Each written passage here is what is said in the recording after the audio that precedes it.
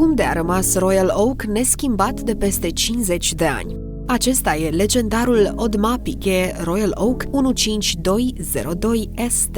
Lansat în 2012, modelul 15202 ST este reinterpretarea modernă cea mai apropiată de Royal Oak-ul original din 72, cel desenat de Gerald Genta, un design care nu era doar diferit, ci șocant pentru vremea lui. Această referință păstrează proporțiile care au făcut Jumbo-ul celebru, o carcasă foarte subțire de sub 9 mm, cu acea formă octogonală și o brățară integrată impecabil lucrată, în spate fiind multe ore de finisaj manual. Cadranul Blue Petit Tapisserie e probabil elementul pe care îl recunoști imediat. Modelul nu e imprimat, e tăiat mecanic, printr-un procedeu vechi cu mașini pantograf, ceea ce îi dă un joc de lumină pe care nu îl mai vezi la alte ceasuri sport de lux din oțel. Interiorul este la fel de interesant. Calibrul 2121 rămâne unul dintre cele mai impresionante mecanisme făcute vreodată. Cel mai subțire automatic cu rotor central și, cum spunea Hodinkee, the most beautiful full rotor automatic movement ever made. Deși mulți cred că ar fi bazat pe GLC 920,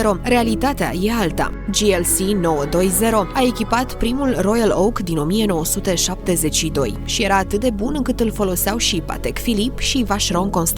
Câteva decenii mai târziu, Audemars Piguet a cumpărat drepturile asupra mecanismului și astăzi se numește 2121, un calibru atât de reușit încât a rămas practic neschimbat timp de 50 de ani. Dacă v-a plăcut acest model și doriți să descoperiți și alte modele ale brandului, vă așteptăm cu o programare în showroom-ul Eravolt din București.